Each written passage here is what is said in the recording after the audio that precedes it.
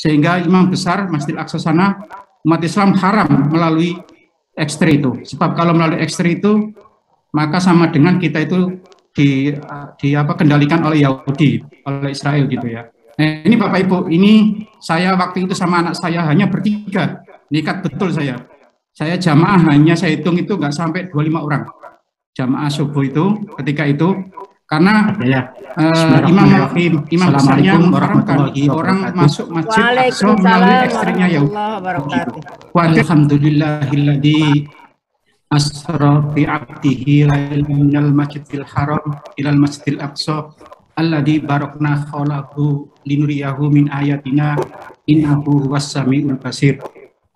Allahumma shalli wa sallim wa barik ala sayyidina Muhammadin tibil ulubiyyah wa iha wa afiyatil abdani wa shifaiha wa nuril absari wa diyaiha wa qutil arwahi wa gidaiha wa ala alihi wa sahbihi salim.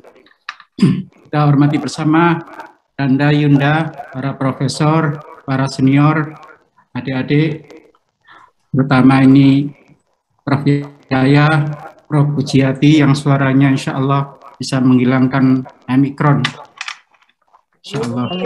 Amin ya Rabbal Alamin. Kancana, dan semua yang saya hormati. Alhamdulillah pada malam hari ini saya diberi kesempatan untuk sekedar sharing mengenai sholat dan kebahagiaan. Saya akan share screen ini.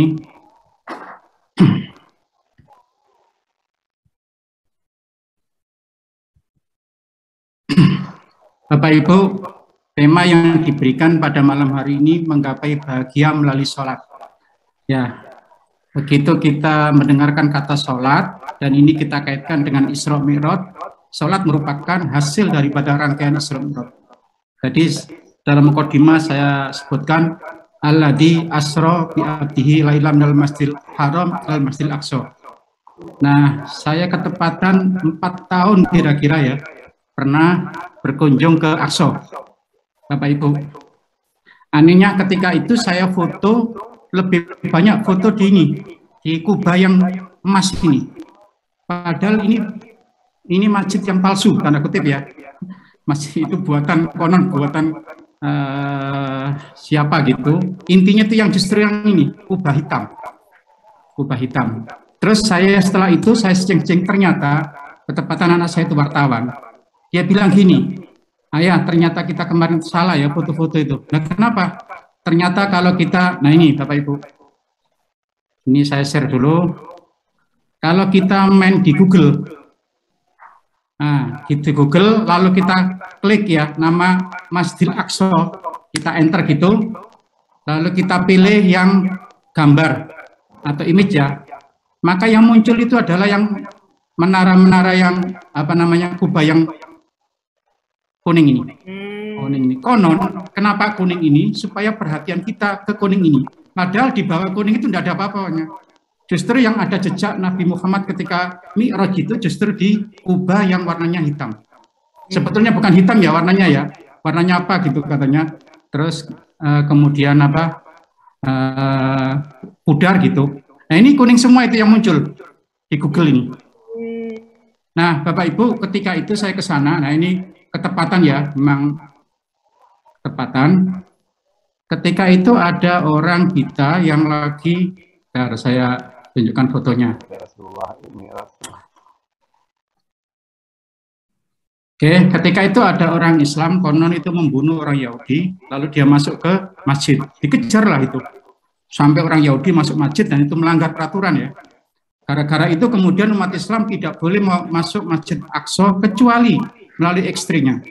Sehingga imam besar Masjidil Aqsa sana, umat Islam haram melalui X-ray itu. Sebab kalau melalui X-ray itu maka sama dengan kita itu kendalikan oleh Yahudi, oleh Israel gitu ya. Nah, ini Bapak Ibu, ini saya waktu itu sama anak saya hanya bertiga, nekat betul saya. Saya jamaah hanya saya hitung itu nggak sampai 25 orang. Jamaah subuh itu ketika itu karena imam besarnya mengharamkan orang masuk Masjid Aqsa melalui ekstrimnya Yahudi itu. Khawatir seperti di makam Nabi Ibrahim, makam Ismail itu. Jadi seluruhnya kalau kita ke makam Nabi Ibrahim, Nabi Ismail, Ishak itu, di mana lupa saya itu harus melalui ekstrinya orang Yahudi.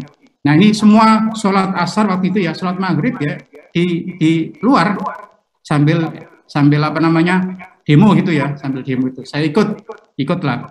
Yang lain nggak berani, kalau nggak boleh getornya itu nggak boleh, khawatir nanti kena apa-apa. Saya berani aja ya sama anak saya karena saya wartawan. Jadi ini anak-anak saya yang cowok cewek itu, yang cowok itu wartawan di IDN Time. Jadi udah biasalah. Gitu. Kira-kira itu ini jejak sedikit ya terkait dengan Mi'raj itu. Nah, Bapak Ibu, hari ini kan malam ini kan kita diminta untuk ini diskusi mengenai kebahagiaan melalui sholat. Makanya ini ada 3 peristiwa ya, ada 3 tema, Isra Mi'raj, sholat, kebahagiaan. Nanti kalau apa yang saya sampaikan tentang sholat, sebenarnya sudah saya pernah menulis di buku saya ini, Teori Kepribadian Perspektif Psikologi Islam.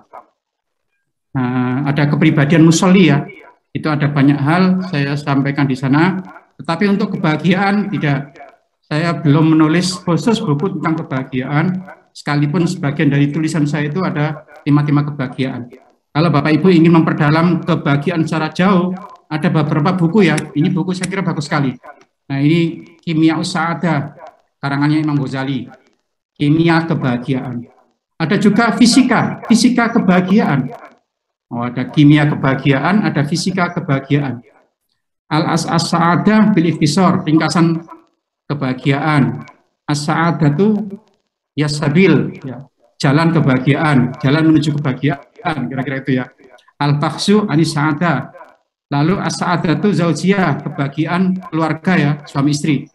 As-Sa'adah itu Al-Hakikiyah, kebahagiaan sejati. As-Sa'adatul Kadibah, apa ya, mungkin kebahagiaan semu gitu ya, masa kebahagiaan dusta gitu, mungkin kebahagiaan semu gitu. Ada Kimia Sa'adah lagi, karangan Husain Ahmad Amin, bukan karangan Imam Ghazali ya. Ada Psikologi Sa'adah, psikologi kebahagiaan. Ada Al-Sa'adatu Abdiyah di Majadi Naksabandiyah, kebahagiaan abadi menurut atau perspektif Tarekat Naksabandi itu ya. Ada As-Sa'adah Kharitatut Thoriq, roadmap kebahagiaan. Kitab As-Sa'adah. Yang terakhir ada As-Sa'adatu Ad-Dakhiliyah, kebahagiaan internal. Ada banyak hal ya, ada banyak buku terkait dengan kebahagiaan itu bisa kita apa namanya baca. Tapi masing-masing konsep Bapak Ibu terkait dengan settingnya, setting sosiologi, psikologi, tasawuf, ya, setting apapun itu selalu berbeda. Masing-masing punya pendekatan yang itu bisa menjelaskan tentang kebahagiaan itu dari sisi pendekatannya. Bapak Ibu, lalu ya dari 3 tema itu saya kasih tema, ada subtemanya yang kita kaitkan dengan Isra, Mi'raj dan sholat tentunya dan kebahagiaan. Lalu saya kasih quote masing-masing tema itu. Pertama, ya musibah dan kebahagiaan. Saya kasih quote-nya adalah ketika ada musibah, pasti ya tidak lama lagi akan diikuti kebahagiaan.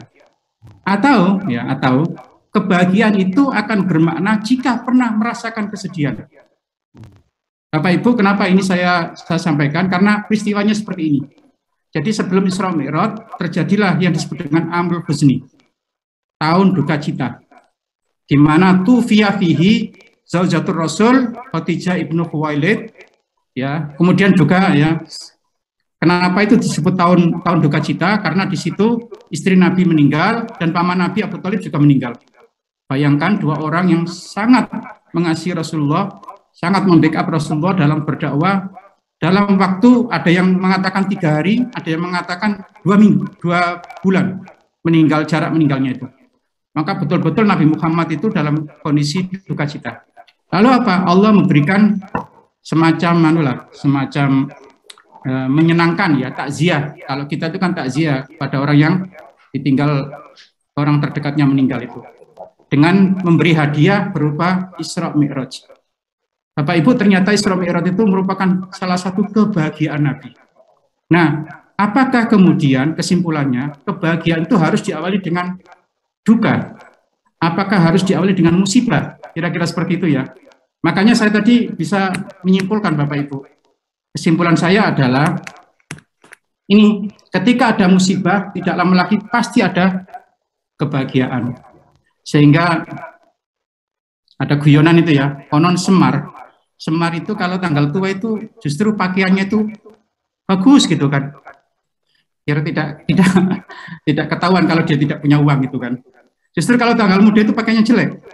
Karena apa? Dia banyak uang kan, biar kelihatannya itu kan bahagia gitu kan. Makanya dia ketika beli baju baru sedih kali. Ditanya, kenapa kamu kok sedih? Kan bajumu baru. Iya, karena saya masih lama lagi akan punya baju baru lagi. Beda kalau baju jelek, dia bahagia. Kenapa? Karena sebentar lagi saya mau beli baju baru. Kira-kira gitu. Jadi inna ma'al usri yusra, pasti itu. Lalu apakah kemudian kita harus menjeburkan diri ya dalam musibah untuk mencapai kebahagiaan? Tidak juga, Bapak Ibu. Maka ada quote yang kedua, kebahagiaan itu akan bermakna jika pernah merasakan kesedihan. Bapak Ibu, saya punya umpama seperti ini. Dalam pendekatan psikologi, dinamika hidup itu seperti ini ya. Ada batas atas, ada batas bawah. Ketika kita pada batas atas, itulah kita sukses, kaya, cantik, atau tampan ya, tertawa, sehat.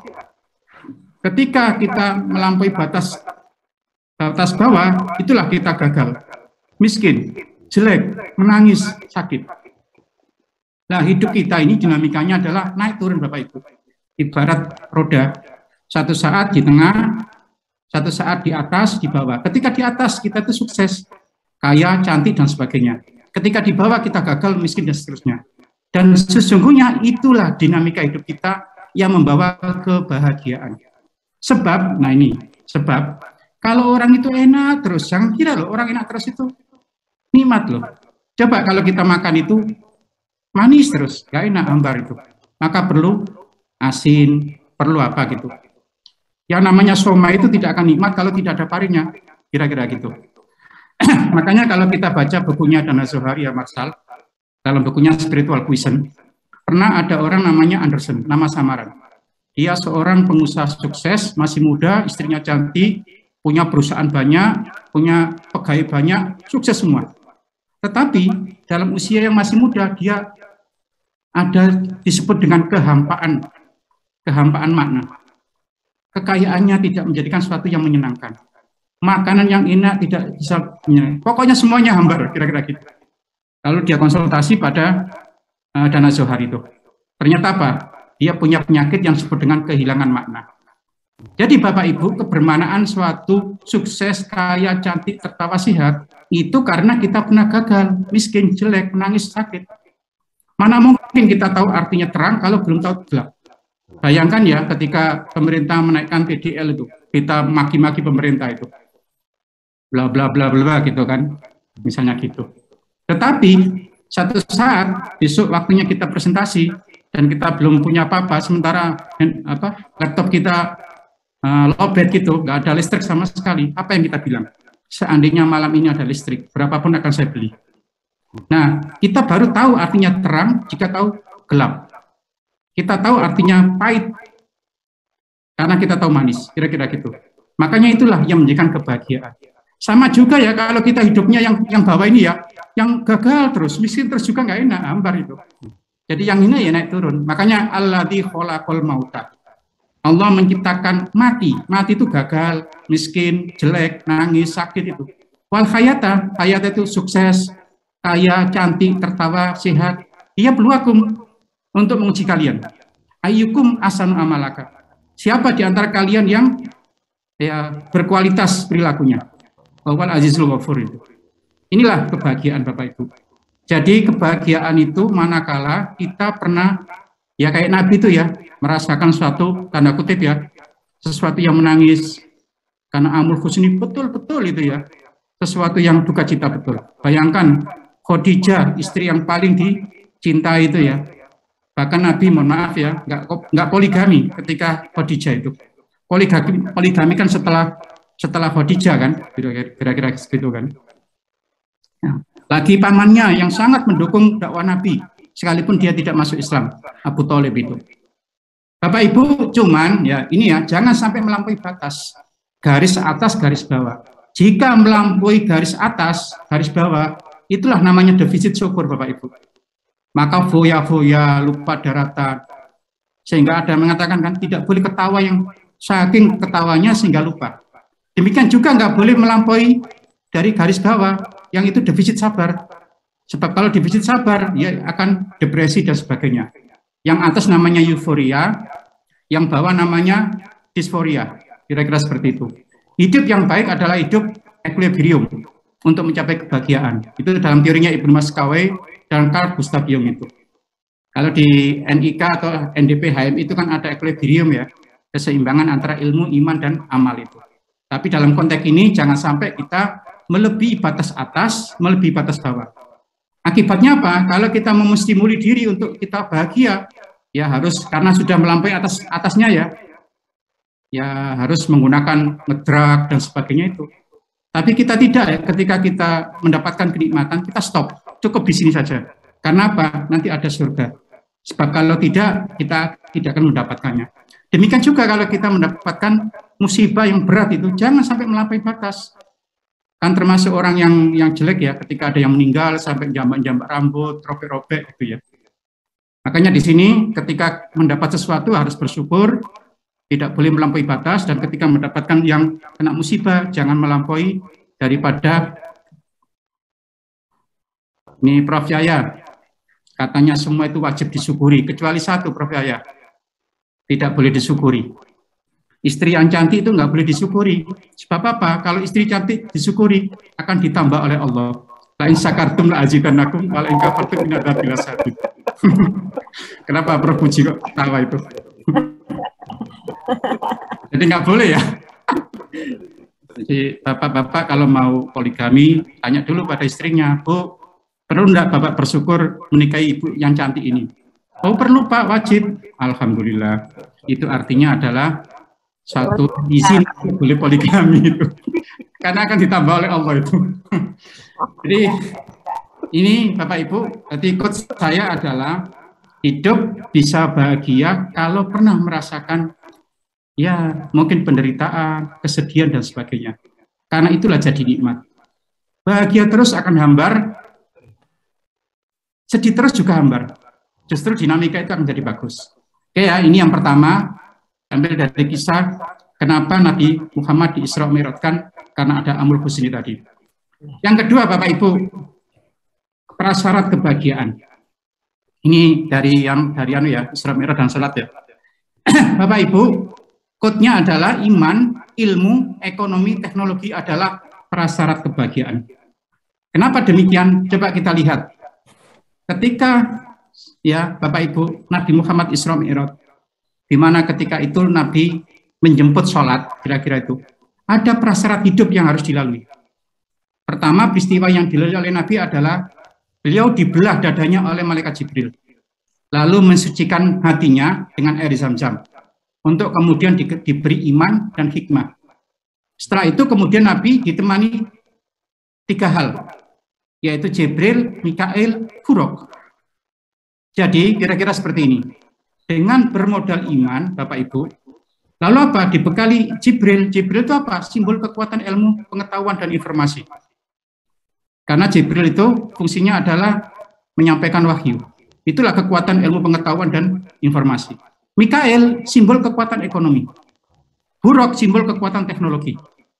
Jadi kira-kira prasyarat hidup kita itu akan hebat jika kita memiliki 3 hal ini. Kekuatan ilmu, pengetahuan, dan informasi, kekuatan ekonomi, dan kekuatan teknologi.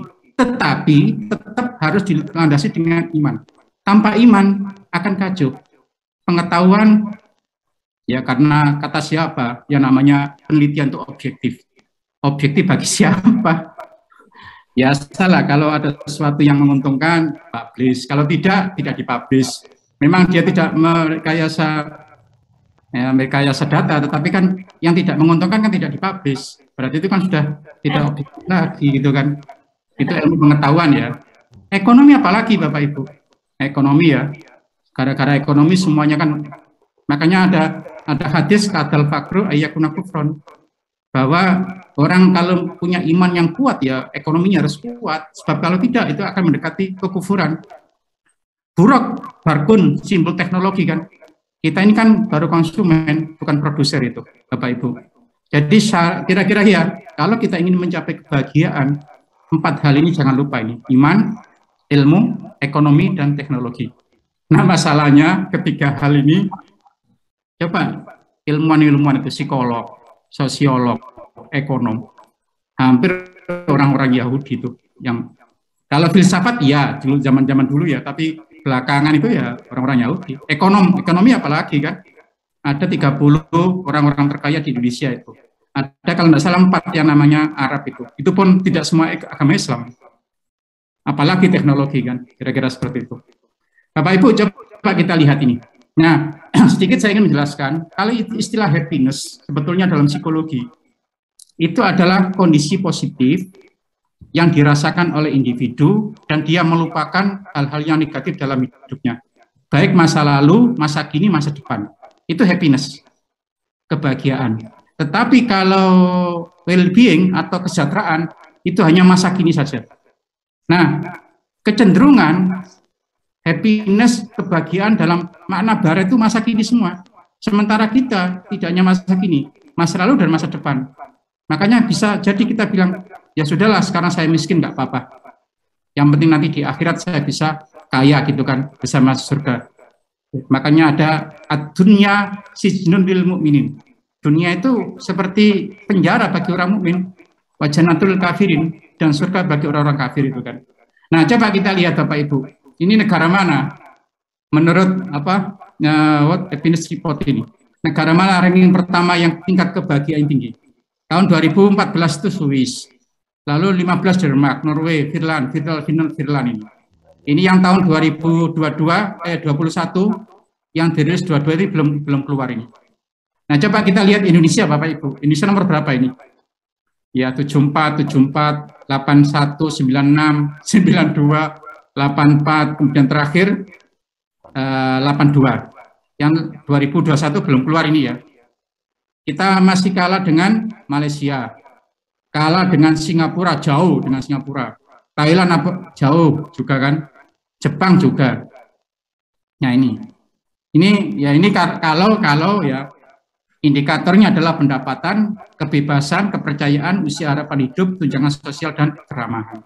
Mungkin kalau ditanya tentang kebahagiaan spiritual mungkin lain kali ya. Tapi paling tidak satu hal ini prasyarat tadi ya, prasyarat itu belum kita dapatkan secara utuh gitu. Sehingga mungkin ya kalau kita itu lebih mementingkan kebahagiaan akhirat daripada kebahagiaan dunia gitu. Berikutnya Bapak Ibu, pemenuhan need, pemenuhan kebutuhan. Ada human need ya, dan kebahagiaan. Quote-nya adalah kebahagiaan ketika terpenuhi semua need kehidupan.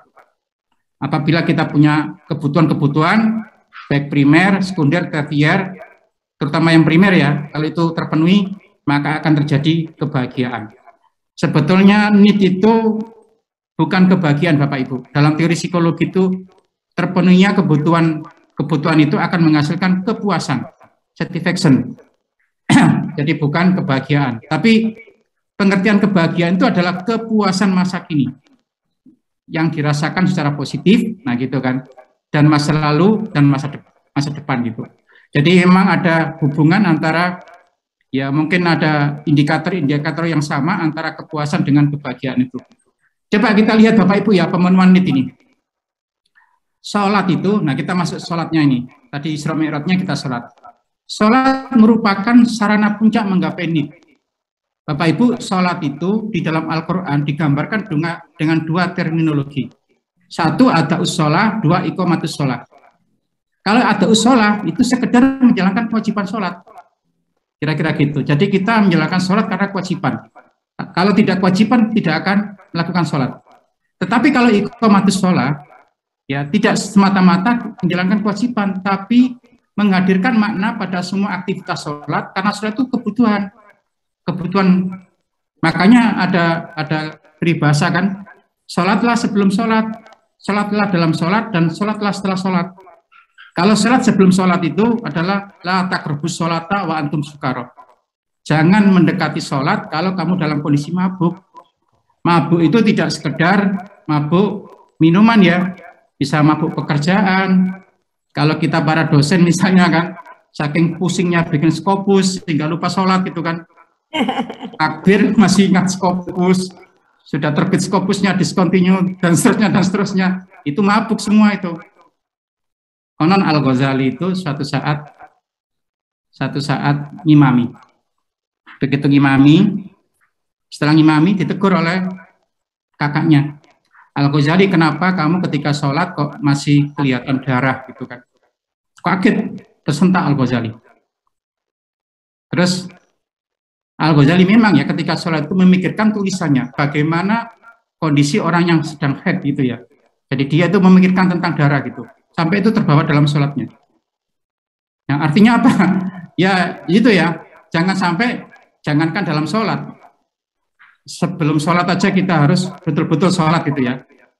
Nah dalam sholat apa itu surat Al-Ma'un tuh, fawailul lil musholina alladzina hum an sholatihim sahun. Lupa dalam sholat itu, bacaannya bacaan sholat, pikirannya, perasaannya kemana-mana gitu ya. Dan sholatlah setelah sholat, inna sholata tanha anil fahsya wal munkar. Kalau setelah sholat kita tidak bisa memberikan sesuatu pada masyarakat sosial dengan bagus, berarti kita sholatnya setelah sholat belum bisa. Nah Bapak Ibu, ketika kita memenuhi sholat itu sebagai kebutuhan ini, maka itulah akan menggapai kebahagiaan. Ini membandingkan Bapak Ibu, ada dua model versi need itu. Kalau dalam kebutuhan menurut Abraham Maslow dalam psikologi itu ada 5. Fisiologis, rasa aman, rasa cinta, harga diri, dan aktualisasi diri. Fisiologi itu sandang, pangan, papan, dan seks. Ya, saya kira ini boleh saja kita gunakan teorinya Abraham Maslow ini, bahwa kebutuhan dasar fisiologis apa-apa, tapi diislamkan. Jangan hanya mentah-mentah, sandang, pangan, papan, tapi mengabaikan yang haram. Ya, tidak mengindahkan yang halal gitu ya. Seks silakan, tapi apa? Harus nikah. Kira-kira seperti itu. Rasa aman dan seterusnya. Tetapi kebutuhan dalam Islam yang akses itu ada namanya asasul khamsah. Ada 5 kebutuhan dasar, yaitu hifdzuddin, menjaga agama. Lalu hifdzun nafas, menjaga jiwa atau menjaga diri ya. Hifdzul akal, menjaga akal. Hifdzun nasl, keluarga. Hifdzul mal, Bapak Ibu. Ini hierarki. Jangan sampai kebutuhan-kebutuhan ini dibalik-balik. Ya, kebutuhan agama harus lebih utama dibanding kebutuhan diri. Akal demikian. Contoh misalnya ya, ada orang mau melahirkan. Mau melahirkan itu adalah hifdzun nasl, menjaga keluarga. Lalu kemudian dia dalam posisi apa gitu, dia harus menggunakan, kalau dulu kan bukan bius ya, dulu kan harus minum Homer gitu kan. Sesungguhnya minum Homer itu kan merusak akal kan, tapi nggak apa-apa, diperbolehkan. Karena apa? Kalau tanpa itu nanti nyawanya akan hilang, maka diperbolehkan. Karena apa? Hifdzun nafas lebih penting daripada hifdzul akal. Itu contohnya itu. Nah, Bapak Ibu, mestinya ini urutan, hierarki. Kalau ingin mencapai kebahagiaan, utamakan, kira-kira gitu ya, kebutuhan akan spiritual happiness ini. Yang kedua, physical and psychological happiness, dan seterusnya ini. Namun, nah ini lucunya ini, Prof. Puji, ini hasil penelitian saya ini. Coba kita lihat. Waktu saya katakan gini, berilah nomor urut kebutuhan berikut ini. Saya acak ya. Ternyata hasilnya dari 813 responden, menjaga agama nomor 1, menjaga jiwa nomor 2. Nah ini tertukar, nomor 3 dan 4 tertukar. Kalau suruh nikah sama suruh kuliah, mendingan nikah dulu. Kalau punya anak dengan kuliah, punya anak dulu. Nah, terus kemudian yang terakhir hifdzul mal. Ini kalau suruh ngurut. Tetapi kalau saya acak, saya banding-bandingkan itu, lucu jadinya. Coba seperti ini. Saya tidak tahu ya, ini kalau Prof. Yayan misalnya punya tas branded gitu. Lalu tas branded, ya dari mobil mau masuk ke kampus misalnya ya. Ketepatan tidak ada payung gitu. Kira-kira tas brandednya dikempit supaya tidak kena hujan, atau tas brandednya itu dibuat payung. Dalam hasil penelitian saya, ternyata apa? Mereka lebih suka tas atau kopinya diapit. supaya tidak kehujanan, supaya tidak rusak. Lebih penting apa ya? Menjaga harta benda dibanding dengan menjaga kesehatan. Padahal mestinya kan kalau tidak ada payung kan tas itu dibuat payung untuk. Nah itu yang pertama. Terus kita nggak pernah ketemu ya, misalnya ketemu siapa ini ya? Saya ketemu Kang Jana. Kira-kira kalau saya ketemu Kang Jana itu, Kang, ayo Kang makan di warung sana Kang. Kira-kira ngomongnya enak dan murah atau saya, Kang, ayo ke sana sehat dan halal. Kira-kira makannya apa? Pasti, ayo makan di sana. Kenapa? Enak dan murah. Tidak pernah bicara enak ke sana apa? Sehat dan halal. Nah, lagi saya tanya lagi, penentuan mahasiswa terbaik karena indeks prestasinya atau karena akhlak sosial? Akhlak. Nah ini lebih lucu lagi ya. Lebih lucu lagi. Lebih sedih mana ketinggalan HP di rumah dengan ketinggalan sholat maghrib? Kalau ke kampus ketinggalan HP, sedihnya bukan main. Pasti bisa balik itu. Tapi kalau ketinggalan sholat maghrib, ya berlalu gitu aja, nggak ada sedih gitu. Apalagi ketinggalan HP di rumah, HP-nya penuh dengan rahasia, khawatir dibuka istrinya, wah semakin kacau itu. Oke, itu bagi laki-laki. Sekarang bagi perempuan. Enak mana punya suami selingkuh yang tidak ketahuan dengan suami poligami ketahuan? Ternyata dipilih apa? Selingkuh yang tidak ketahuan. Karena apa? Tidak ada implikasi finansial dan malu. Sementara kalau poligami ketahuan itu malu secara sosial dan nanti ada pembagian waris. Nah, mencari pasangan memperhatikan status kekayaan atau kecerdasan ibadah. Memilih pimpinan karena serangan fajar atau karena sholat fajar. Ternyata ketika ini saya banding-bandingkan terhadap 813 responden, ngaco itu hasilnya. Ngaco. Tidak seperti yang tadi, bahwa hierarkinya itu mestinya seperti ini ya Bapak Ibu. Nah ini ya, seperti ini. Mestinya seperti ini ya. Ternyata ngaco. Makanya kesimpulan saya dalam konteks ini, ya dalam kondisi normal orang itu nggak mau agamanya itu di nomor 2 kan ya, harus nomor 1. Tetapi dalam kondisi tidak normal ya lupa agama itu posisinya dimanapun gitu.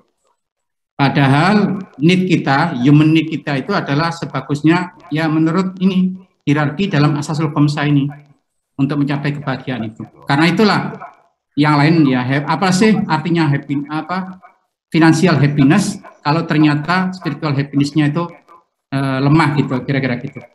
Bapak Ibu, lalu selanjutnya adalah, nah ini berikutnya, keseimbangan kebahagiaan personal dan komunal. Quote-nya adalah kebahagiaan sejati ketika dinikmati bersama. Itu ya Bapak Ibu. Nah, konon Bapak Ibu, dalam cerita itu ketika Nabi Muhammad itu Mi'raj, lalu bingung Nabi Muhammad itu, apa yang harus saya baca ya ketika nanti ketemu dengan Allah, kira-kira gitu.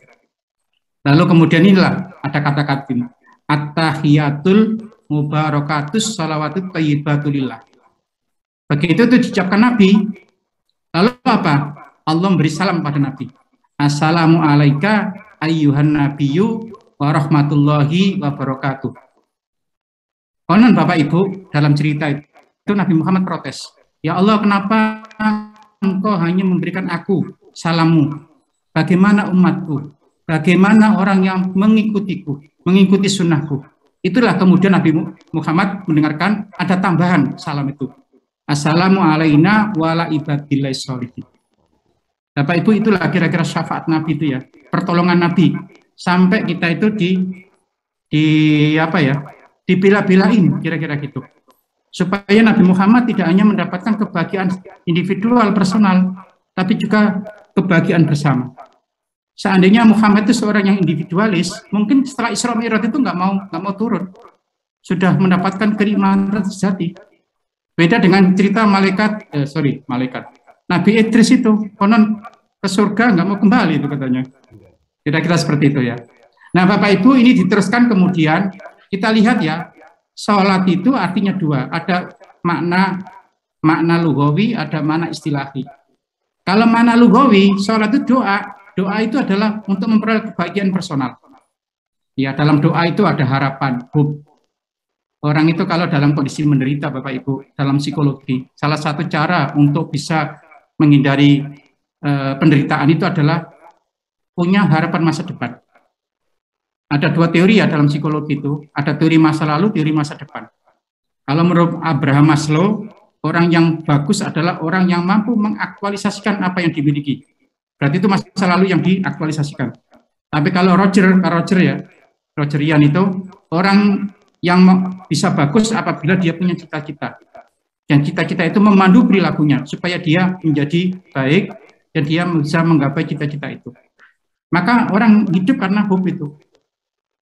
Satu saat saya dengan Prof. Sawitri dari Unpad ya, ada seorang ketika seminar di UNJ, ada yang tanya, saya itu punya pegawai, tinggal 1 tahun lagi. Dia itu sulit untuk dikembangkan. Kalau dipecat ya nggak mungkin, dikembangkan juga tidak. Bagaimana caranya ya? Gitu. Saya menjelaskan tentang teori hope ini. Bahkan ada yang namanya husnul khotimah. Jangan kira ya 1 tahun. Bisa jadi 1 hari kalau nggak 1 dan itu menjadikan husnul khotimah dalam hidup kita. Belum lagi kita hidup ini secara rohani tidak semata-mata dalam kehidupan biologis. Masih ada kehidupan historis ya, kehidupan spiritual, kira-kira seperti itu. Bapak Ibu, dalam sholat itu juga ada kebahagiaan melalui katarsis, munajat, curhat ya, kira-kira gitu. Coba kalau kita punya sesuatu ya, tidak ada orang yang dicurhatin itu, kan repot. Coba kalau dengan Allah itu, kita curhat, PDKT gitu ya, munajat gitu. Nanti ada apa contoh-contohnya tuh. Termasuk juga ini pengungkapan diri, ekspresi diri, autosugesti, kemudian juga ada yang coping, berpusat pada emosi. Coping itu kalau kita punya masalah, ya udahlah, karena kita tidak bisa menyelesaikan masalah itu, biarkan saja. Kenapa? Penyebabnya nggak bisa kita hindari. Tapi yang bisa kita, emosi kita aja yang kita atur. Biarlah seperti itu, barangkali nanti Allah akan mengganti dengan yang lebih baik, kira-kira seperti itu. Bapak Ibu, salah satu dari contoh ya, contoh ini doa itu semacam curhat, sugesti, hipnotis pada diri kita sendiri. Makanya ketika kita sholat itu kan ada doa duduk antara 2 sujud ya. Rabbi ghfirli warhamni wajburni warfa'ni warzukni wahdini wa'afini wa'fu'ani. Ini kan curhat Bapak Ibu. Kita curhat pada Allah gitu kan. Rabbi ghfirli, ya Allah, aku penuh dengan banyak dosa. Dosa mengandung guilty feeling, rasa bersalah, sampai saya sulit untuk menghindari itu. Saya sekarang itu nggak berani ketemu orang. Banyak kasus-kasus Bapak Ibu, orang rasa bersalah itu kemudian menyebabkan psikosomatik dan sebagainya. Saya banyak cerita ya, tapi waktunya ini nggak mungkin lah. Warhamni, ya Allah berilah aku kasih sayang. Ini sering saya sampaikan pada mahasiswa itu ya. Mahasiswa itu yang tidak laku-laku, yang putus nyambung, gagal maneng. Kan bisa nih, warhamni, ya Allah berilah aku kasih sayang ya Allah, supaya aku ada orang yang menyintaiku ya Allah. Ya Allah, saya sadar saya ini jelek ya Allah, tapi jelek-jelek ini juga ciptaanmu juga ya Allah. Kalau saya tidak laku ya Allah, yang malu bukan hanya saya, engkau sebagai Tuhan harus malu juga ya Allah. Oleh karena itu berilah kasih-Mu ya Allah, supaya aku ada yang mengasihi, kan gitu kan, bisa gitu. Wajiburni, tambal, yang warfa'ni, angkatlah derajatku. Semua teman-temanku menjadi staf ahli. Saya dari dulu sampai sekarang jadi ahli staf aja, nggak naik-naik nih ya Allah gitu kan. Warzukni, wadini, dan seterusnya lah Bapak Ibu. Nah, katarsis atau asosiasi bebas dalam teorinya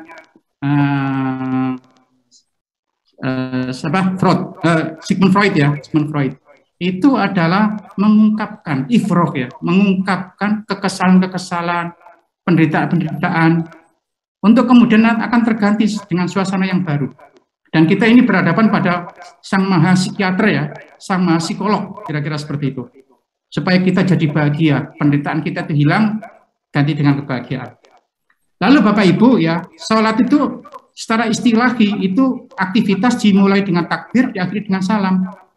Takbir itu simbol interaksi komunikasi vertikal, salam itu simbol interaksi dan komunikasi horizontal. Inilah yang saya sebut tadi, kalau doa itu mengandung ya individual, personal, kali ini adalah sosial, Bapak Ibu. Kira-kira seperti ini. Sholat itu ya. Jadi orang yang hitam itu utopis nggak bagus itu. Vertikalnya bagus tapi sosialnya jelek itu. Yang bagus ya yang ini. Ya, yang kira-kira yang biru ini yang bagus kira-kira. Karena apa? Setelah takbir Allahu Akbar, kita sucikan diri, lalu kita salam. Assalamualaikum warahmatullahi wabarakatuh. Ya, nengok kanan kiri. Mungkin dalam bahasa lain tuh kita bahasakan, kamu sakit ya? Nih, obat minum biar kamu sembuh. Kamu miskin ya? Ini zakat. Gunakan untuk modal biar kamu bisa untuk usaha gitu. Makanya inna sholata tanha fahsya'i munkar. Disitulah ya Bapak Ibu, kenikmatan individual akan berujung berakhir pada kenikmatan atau kebahagiaan sosial itu.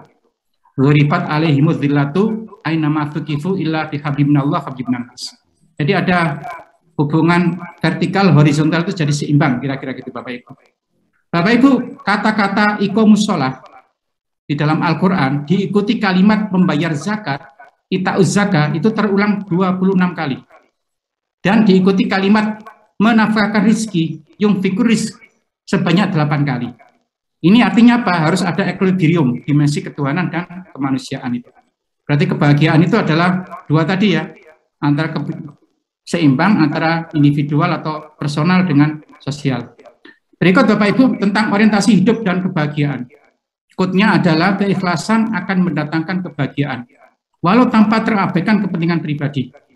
Bapak Ibu, menurut teorinya Olpot, sholat itu bisa dikaitkan dengan dua orientasi dalam beragama. Ada orang orientasi beragama itu intrinsik, ada yang ekstrinsik. Kalau intrinsik itu sholat karena lillahi ta'ala. Ibadah, sholat karena ikhlas pada Allah. Inna sholati wa nusuki wa mahyaya wa mamati lillahi rabbil alamin. Yang kedua ada orientasi beragama ekstrinsik untuk kepentingan yang bersangkutan. Ya. Dan ternyata Allah memberikan peluang dua-duanya. Makanya ya dalam konteks ekstrinsik ini, ekstrinsik ada sholat hajat, duha, istikharah, tahajud, istisqa. Ya itu sholat 2 rakaat sebelum subuh itu kan untuk kepentingan manusia itu. Fungsinya apa? Penyelesaian konflik batin. Ya kita dengan istikharah, ya kemudian tercapainya keinginan, sholat hajat, menuju ketenangan, kedamaian dan kebahagiaan, sholat tahajud, menggapai kesempurnaan hidup melalui penemuan diri, ya.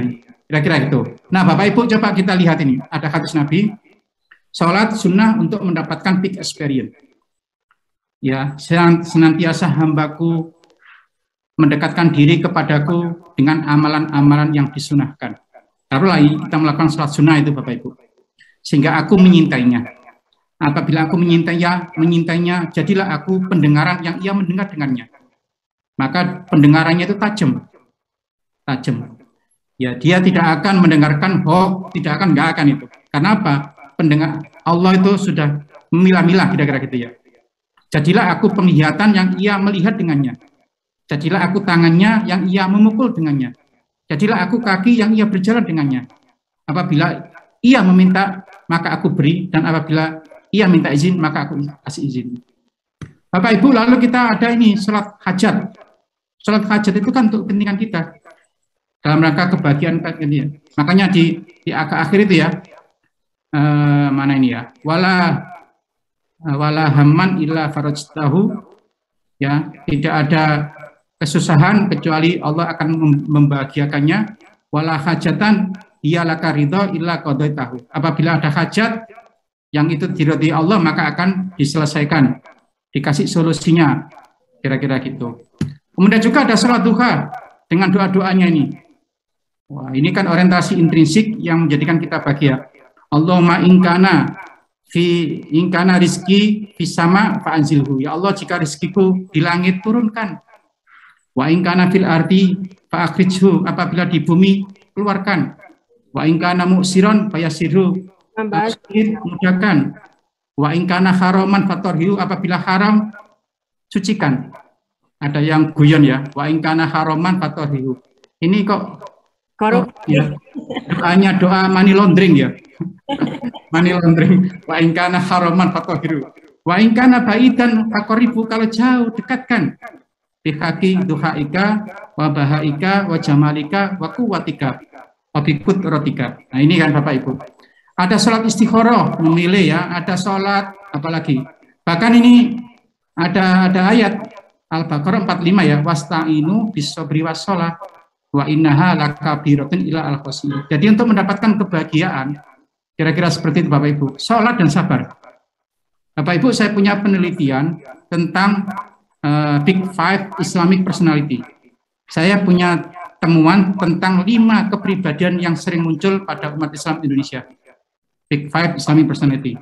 Ada 24 kepribadian ya, istiqomah, syukur, qanaah, sabar, dan seterusnya. Ternyata yang pertama sabar.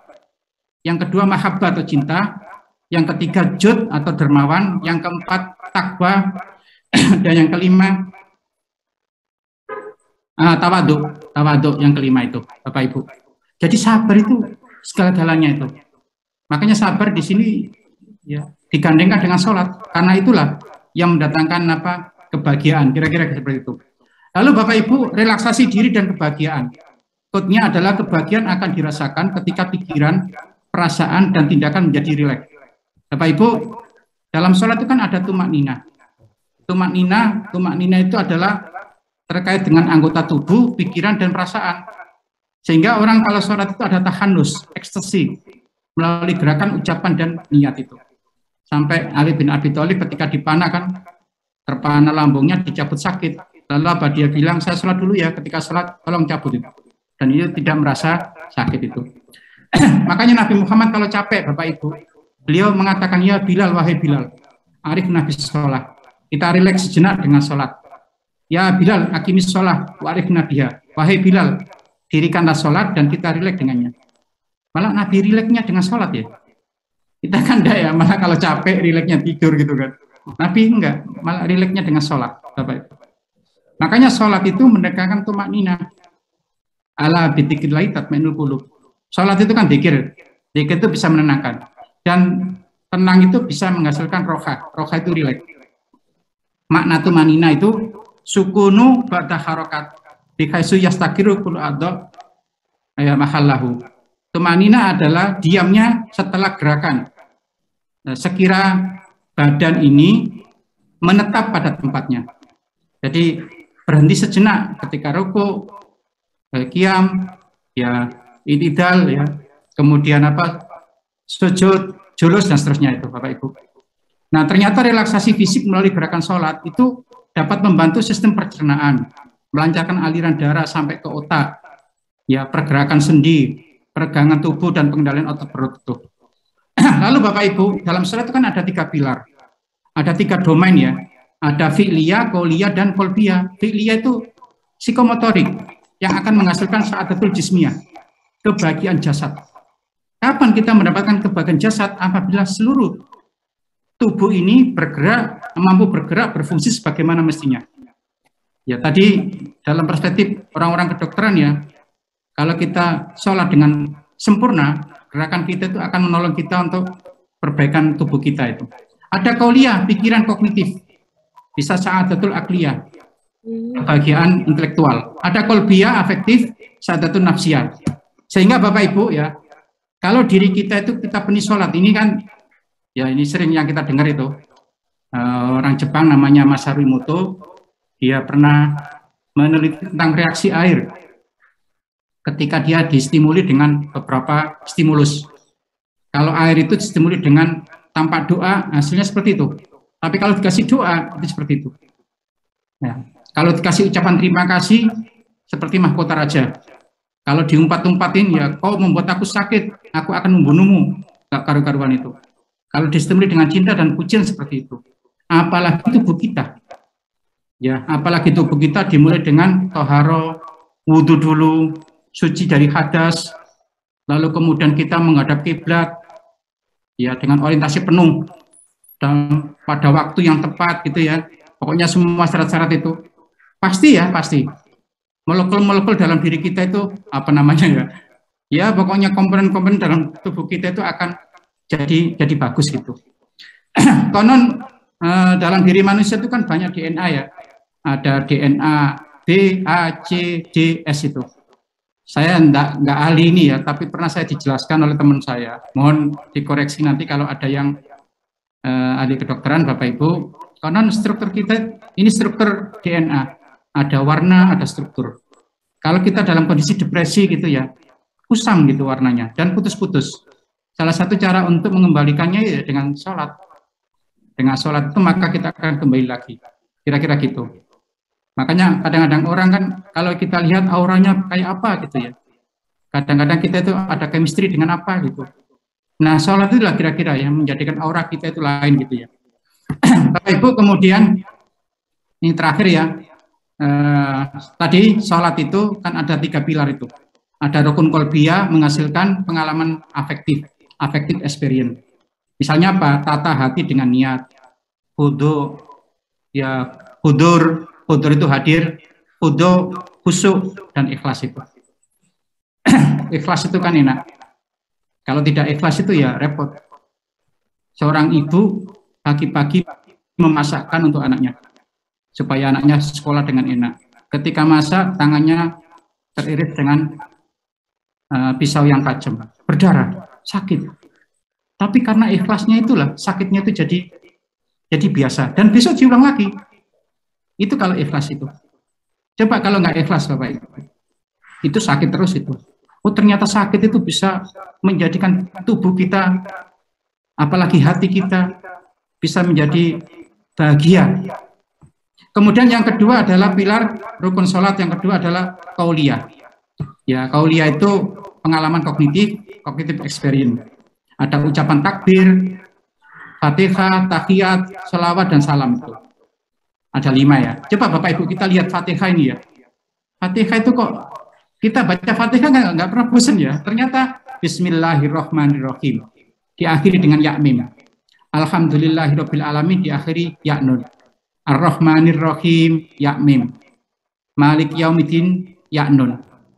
Iyyaka na'budu wa iyyaka nasta'in ya nun. Ihdinas siratal mustaqim ya mim. Ghairil maghdubi alaihim waladdallin ya nun. Nah ini mirip kayak bait-baitnya lagu kan, 4 baris pertama, 4 baris kedua, refnya, lalu ada 4 baris yang terakhir gitu kan. Dulu ada yang apa namanya Umar siapa itu ya, kultur Islam ya, bukunya lama dulu tebel gitu. Ada orang itu ke Mesir, tiba-tiba pagi hari dia itu mendengarkan kok ada nyanyian solo, lalu diikuti oleh kur gitu ya. Ternyata setelah diselidiki itu adalah sholat waladolin amin gitu ya. Lalu apa? Itu dipraktikkan di opretnya. Dulu kan teknologi film itu kan belum canggih, masih operet itu ya. Ternyata apa? Ada orang nyanyi solo. Lalu diiringi dengan kur gitu ya. Wah itu jadi opretnya jadi terkenal itu. Itu terinspirasi dari sholat. Nah, apalagi Fatihah, kemudian di sini ada komunikasi ilahiyah ya dalam Fatihah itu. Karena itu ada semacam dialog ya. Ya. Qala wa ta'ala qasamtu sholata baini wa baina abdi. Aku membagi sholat antaraku dengan hambaku. Nisfaini dengan 2 bagian. Wali abdi masa'ala. Bagi hambaku apa yang diminta. Wa iqala abdu, bila seorang hamba mengatakan alhamdulillahirabbil alamin, maka Allah mengatakan hambaku telah memujiku. Apabila hambaku mengucapkan ar-Rahmanir-Rahim, Allah Ta'ala berfirman, hambaku memujiku. Apabila hamba mengucapkan Maliki Yaumiddin, ya Allah berfirman, hambaku telah memuliakanku dan telah menyerahkan urusan kepadaku. Apabila mengucapkan iyyaka na'budu wa iyyaka nasta'in, Allah berfirman, hada baini wa baina abdi. Ini adalah antaraku dan antara hambaku. Wali abdi masalah. Bagi hambaku adalah apa yang dia diminta. Qala ihdinas siratal mustaqim siratal ladzina an'amta 'alaihim ghairil maghdubi 'alaihim waladdallin. Qala hadzali abdi. Ini bagi hambaku, wali abdi masalah. Bagi hambaku apa yang diminta. Terakhir Bapak Ibu, pilar yang ketiga adalah rukun fi'liyah, gerakan. Bisa menghasilkan pengalaman psikomotorik atau psikomotorik experience. Dalam bentuk qiyam, membungkuk atau ruku, berdiri, tegak, kemudian sujud dan duduk dan tahiyat. Ini gerakan-gerakan ini Bapak Ibu ada yang digunakan dengan gerakan senam itu. Jadi enak itu ya. Jadi Jadi bagus itu. Saya kira itu Bapak Ibu, mudah-mudahan bermanfaat. Sebetulnya saya ingin menjelaskan ya konsep bahagia itu kayak apa, tapi karena waktunya dan nanti mungkin bisa diperjelas oleh Prof. Solihin tuh. Terima kasih, mohon maaf. Assalamualaikum warahmatullahi wabarakatuh. Waalaikumsalam warahmatullahi wabarakatuh. Terima kasih Prof. Abdul Mujib yang sudah memberikan ilmunya kepada kita. Para peserta kajian, kalau ada pertanyaan ditunda dulu ya. Dan terima kasih.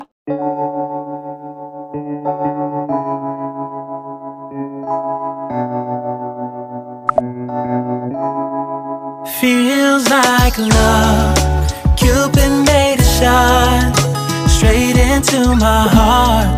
Now I'm falling fast and my world's expanding. Feels like love, even though we're kinda nervous together.